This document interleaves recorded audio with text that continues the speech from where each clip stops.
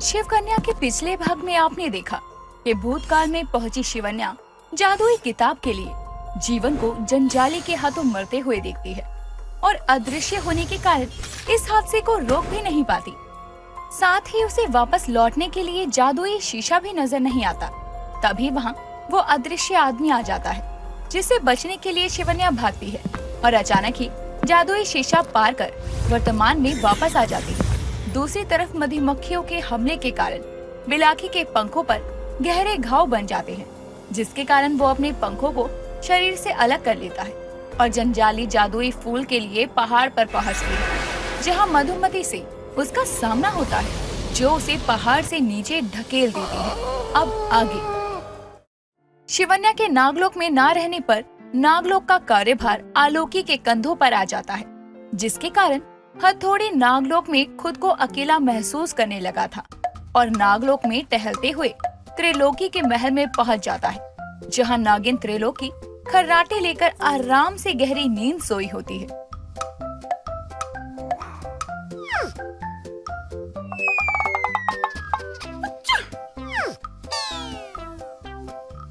लगता है मौसम में परिवर्तन के कारण हमारी छींक की समस्या दोबारा शुरू हो गई है। आछी! त्रिलोकी शीशे की ओर मुड़ने ही वाली होती है कि तभी वहाँ नागिन चतुरी और नाग विसर्ग आते हैं, जो त्रिलोकी के चेहरे को देखते ही जोर जोर से हंसना शुरू कर देती हैं। नागिन त्रिलोकी, तुम्हारे चेहरे। हाँ, जानती हूँ नाग विसर्ग कि मेरे चेहरे की सुंदरता सोकर उठने के बाद और बढ़ जाती है, लेकिन इसमें इतना हंसने की क्या बात है? सुंदरता?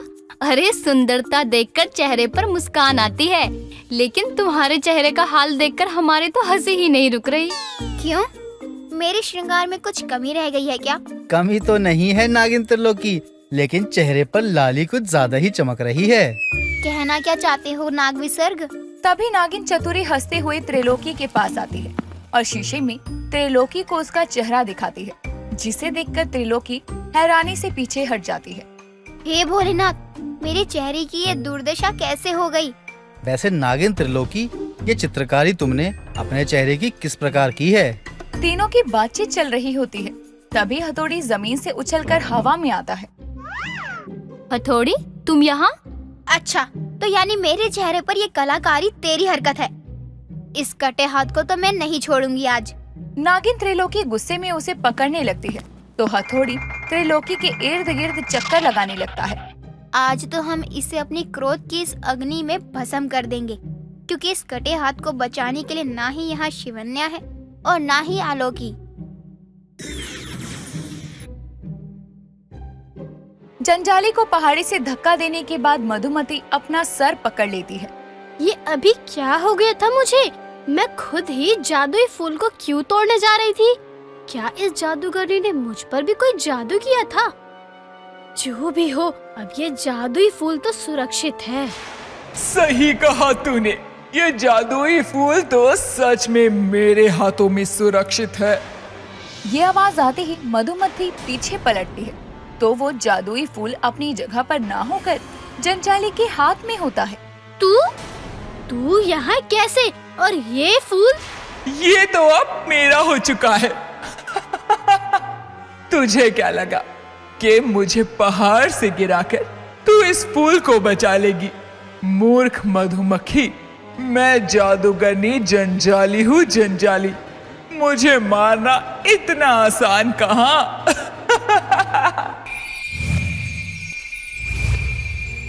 मैं तुझे इस जादुई फूल को नहीं ले जाने दूंगी।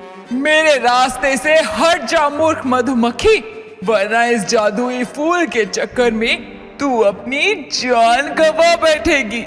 इस फूल को सुरक्षित रखना मेरी जिम्मेदारी है और मैं इसे तुझ जैसी कपटी जादूगरनी के हाथों में नहीं जाने दे सकती हूँ। मधुमती जंजाली पर अपनी शक्तियों से वार करती है, तो जंजाली भी उस पर पलटवार करती है। दोनों के बीच उस जादुई फूल को लेकर जंग छिड़ जाती है। तभी जंजाली के एक वार से मधुमती का हाथ घायल हो जाता है। आह! बेचारी मधुमक्खी घायल हो गई। मधुमती के भिनभिनाने की आवाज इतनी तेज होती है, जिससे कि उसके साथी मधुमक्खियों को भी संकेत मिल जाता है और चीनी बिनी मधुमक्खियों के झुंड के साथ उस पहाड़ पर पहुंच जाती है। सभी मधुमक्खियां एक साथ भिनभिनाना शुरू कर देती हैं, जिसकी आवाज जंजाली के कानों में चुभने लगती है और वो अपने कान बंद कर लेती है, जिसके कारण उसके हाथ से जादुई फूल छूट जाता है। बंद करो ये शोर, मेरे कान ये भिनभिनाहट की आवाज बर्दाश्त नहीं कर पा रहे। आज तुझे यहाँ से जिंदा नहीं लौटने दूंगी दुष्ट जंजाली। त्रिलोकी, तुम ये क्या करने जा रही थी? हाँ नागिन त्रिलोकी, इतना भी क्या गुस्सा करना। हथौड़ी ने थोड़ी शैतानी ही तो की है ना। इसकी थोड़ी सी शैतानी के कारण मेरे सुंदर चेहरे की ये दशा हुई है। इसे तो आज हम नहीं छोड़ेंगे। त्रिलोकी गुस्से में आगे बढ़ती है। तभी शिवन्या और मृदुला प्रकट हो जाते हैं। ये सब क्या हो रहा है यहाँ पर? नारायण आप? कुछ देर पहले ही मैं और नादलानी नाद लोक में आए। हम नाद तवा दे तो वहाँ तो ही नहीं मिला, तो नाद तेवर ने बताया कि तुम तभी नादिन तिलोती ते महल में हो। आलोकी, नागलोक का कार्यभार छोड़कर यहाँ कौन सी समस्या पर विचार हो रहा है? मैं बताता हूँ नागरानी। हमारी गैर मौजूदगी में तुम सभी नागलोक में इस प्रकार आपस में झगड़ोगे? नागिन त्रिलोकी, यदि तुम अपने गुस्से पर संयम रखोगी तो तुम्हारे लिए ही लाभकारी होगा। शिवन्या की बात सुनकर त्रिलोकी को गुस्सा तो बहुत आता है, लेकिन वो कुछ कह नहीं पाती। मधुमती का जंजाली के कानों पर ये वार जंजाली को बहुत कष्ट देता है। वो दर्द में थी। सभी मधुमक्खियां झुंड बनाकर जादूगरनी पर तेजी से हमला करने आगे बढ़ती है। अंतर मंतर जादू तंत्र, समा जाओ इस जादुई कवच के अंदर। आखिर फंस ही गई ना जंजाली के जाल में। तभी मधुमती अपने इंसानी रूप में आती है और अपनी शक्तियों से जंजाली की टोपी को अपनी तरफ खींचने की कोशिश करती है, लेकिन जंजाली उसे एक जादुई बंधन में बांध देती है और जादुई कवच को हवा में उछालकर उसमें जादू से आग लगा देती है, जिससे कवच के साथ साथ सारी मधुमक्खियां जलकर भस्म हो जाती हैं। दुष्ट, ये तूने क्या किया? मेरे साथी जो जंजाली से टकराएगा जलकर भस्म हो जाएगा। अब बारी तेरी है मधुमक्खी।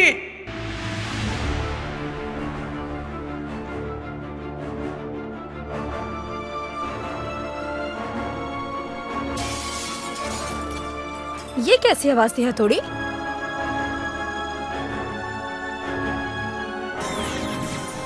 हथौड़ी, तुम्हें कोई चोट तो नहीं लगी ना? फूल का पात्र तोड़ दिया। देख रही है ना नागरानी आप, इसकी हरकत के कारण ही त्रिलोकी हथौड़ी पर क्रोधित हो गई थी। आलोकी, उस विषय पर तुम हमसे बात ना ही करो तो अच्छा है। और इस फूल के लिए एक नया पात्र ले आओ। नागरानी, कहीं ये वही पुष्प तो नहीं जो? हाँ आलोकी, ये वही फूल है। मधुमती हथौड़ी को ठीक कर तुमने हमारी सारी चिंता दूर कर दी। मैं बहुत प्रसन्न हूँ। नागरानी शिवन्या, यदि आप इतनी प्रसन्न हैं, तो क्या मैं आपसे कुछ मांग सकती हूँ? हाँ हाँ, क्यों नहीं रानी मधुमती, किंतु नागलोक में शरण मत मांगिएगा। यहाँ से तो आपको प्रस्थान करना ही होगा। नहीं, मैं नागरानी के सामने मित्रता का प्रस्ताव रखती हूँ।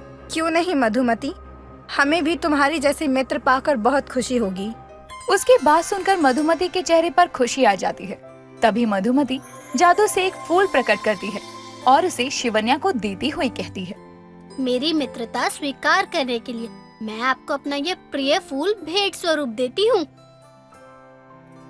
ये मधुमती का बेहद ही प्रिय फूल है।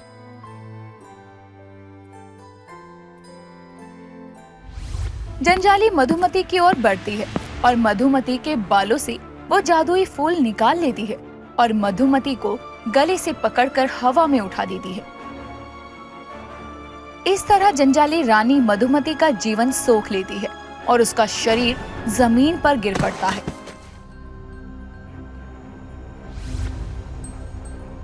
हथौड़ी, ये तुमने क्या किया? ये फूल कैसे मुरझा गया? हथौड़ी अचानक ही उस फूल को छोड़ देता है। फिर उस फूल में आग लग जाती है और वो काला हो जाता है। ये कैसा अनर्थ है भोलेनाथ? नागरानी, इतने समय से रानी मधुमती का दिया हुआ ये फूल कभी मुरझाया भी नहीं। और अचानक उसमें आग का लग जाना। कहीं कहीं कहीं रानी मधुमती किसी खतरे में तो नहीं नागरानी? कुछ ही देर में शिवन्या और आलोकी उस पहाड़ पर प्रकट होते हैं जहाँ पर मधुमक्खियों का बसेरा था। दोनों ही पहाड़ों पर कुछ आगे बढ़ती हैं। तभी आलोकी की नजर पहाड़ पर बिखरी राख पर पड़ती है। नागरानी, पहाड़ों पर राख? हमें बहुत अजीब सा महसूस हो रहा है आलोकी। हमें रानी मधुमती से तुरंत मिलना होगा। शिवन्या आंखें बंद कर मधुमती को आवाज देने की कोशिश करती है तो आलोकी जोर से चिल्लाती है। शिवन्या अपनी आंखें खोलती है तो आलोकी मधुमती की लाश की ओर इशारा करती है। दोनों भागती हुई मधुमती के शरीर के पास जाती हैं तो उसकी ये हालत देखकर दंग रह जाती हैं। ये मधुमती को क्या हो गया? आलोकी, किसने इनका ये हाल किया होगा? नागरानी, रानी मधुमती की सांसें नहीं चल रही। यानी उस फूल के मुरझाकर आग लगने का तात्पर्य रानी मधुमती की मृत्यु से था। किंतु मधुमती को किसने और क्यों मौत के घाट उतारा है? हमें इसका पता लगाना ही होगा। तभी शिवन्या मधुमती के गले पर बने हाथ के निशान पर हाथ रखकर अपनी आंखें बंद करती है।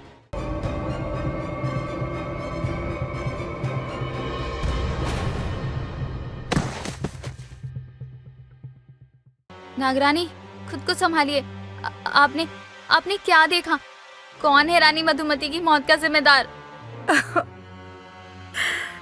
जादूगरनी जंजाली।